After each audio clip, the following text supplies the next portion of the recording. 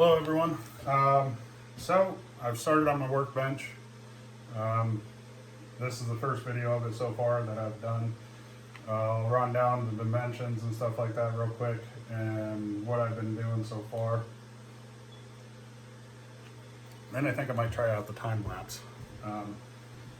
But the dimensions so far are, it's going to be 4x8, so I'm going to end up sticking 2 3/4 inch 4x8 sheets on here, and that will give me level with my table saw, how I have it set up. And I'm also going to put casters on it to be able to move it if I need to. But it's going to be a combination of a workbench, build table, and an outfeed table.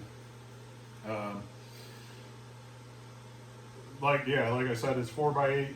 The height is going to end up going to be total of 37 1/4 inch. So that'd be right in line with my table saw. I'm going to eventually inset it with T-tracks and all that, as well as do 2 miter slots on this end, so that way my sleds can run out into it. And so far it's been, like I said, I've been doing pocket holes, doing with the 2.5 inch screws. I got 3 per end on each 2x4 going into the 4x4 legs. So I got that. That's what I've been doing. I do have the ratchet strap set up just because I don't have a clamp long enough, and that's just, I don't know, what I came up with to make sure this is tight. So I didn't have to. It's just what I came up with real quick to be able to get this set in place. And I think that's about it. I know a lot of people like using the impacts to put in their screws. Honestly, I still like just using regular drill, and I just end up figuring out what setting I need to have it on, so that way when it drives it, it just ratchet it, you know. So be just kind of like this. Put one in here.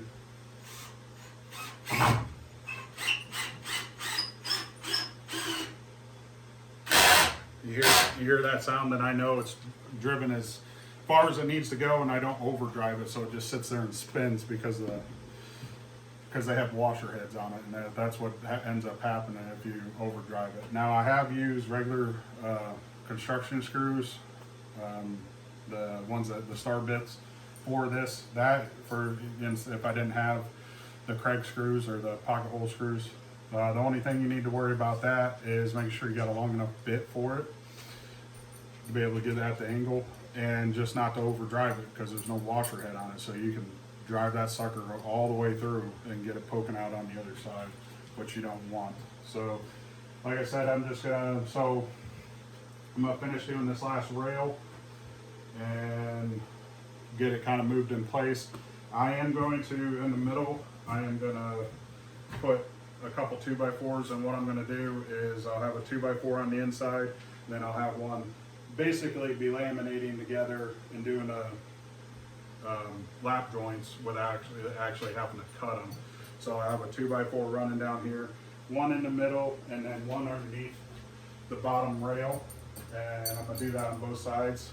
I don't know if it needs it, but I just want to make sure, because it's going to end up being a lot of weight, because I'm going to end up building drawers and probably some other things into it, so I want to make sure it's going to be sturdy enough and won't sag. Oh, that's one of the shop dogs. That's Booker. The other one's in the chair. That's Charlie. So that's what I got going on so far. So I'll just finish up doing that, and then I'll just end up doing that. I don't know. So would have been the best thing to do. And if I would have had the rest of my tools up here, and instead of just kind of, I want to get a bench done so I can continue working on things. I got some builds I need to do for people. Normally what I would do is, even with this construction lumber, I would have jointed it, planed it, and got all the twists out of it. Some of this stuff, like this rail here, has a little bit of a twist in it, but it's not too bad. It's not throwing anything off. You can actually just see how square it is right now. So that's just shy of 107.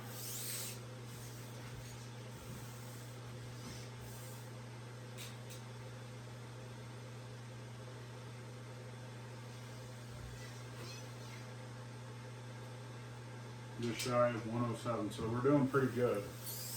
Not bad at all. So anyway, we'll get this finished up on this side, and that'll probably be it for today. If it, like this piece down here, it's a little twisted. So you can do either way. You can either, because I got three. I'm gonna put 3 in here. I did the 3 on each one. So what you can do, it's hard to do it by yourself, which I think I'll end up get the top flush on the outside and the top, and then I'll take the clamp and then I'll squeeze this together and kind of push it in. I don't know if this little quick clamp will be enough. I might have to get a F-style clamp, which I probably end up having to do that just so I can get it turned in there.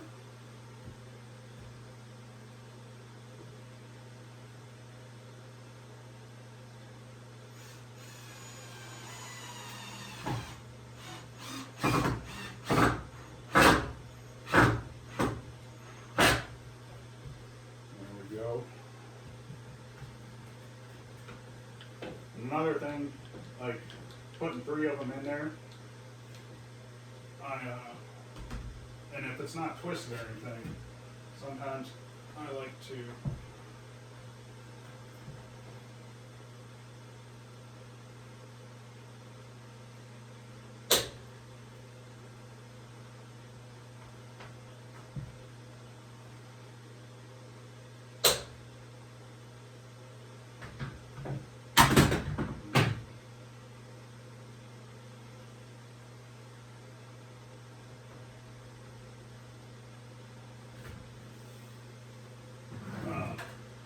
I like to put one in the middle, because sometimes when you do either the top or the bottom, it actually can kick it a little bit.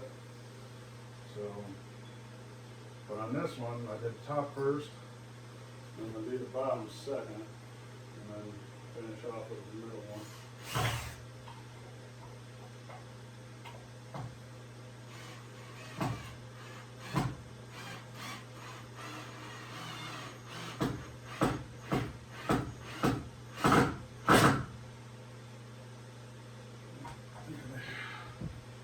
Need a new battery real quick.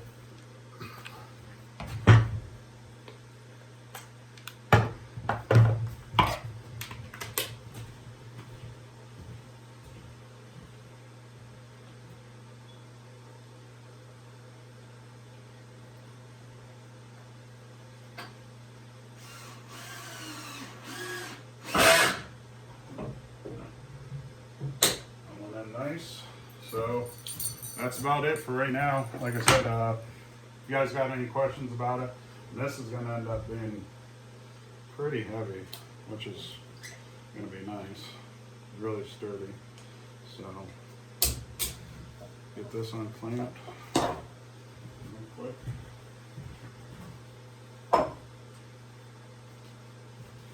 And like I said, that's about it for this one for the day for the shop. Wood stove's working good. It's right about 65 degrees in here, so it's pretty comfortable for me.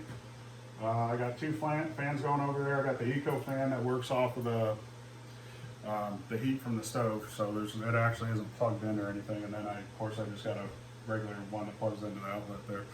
So thanks for stopping by. Like I said, if you have any questions or anything, just put them down below, and I'll see you in the next one. See you.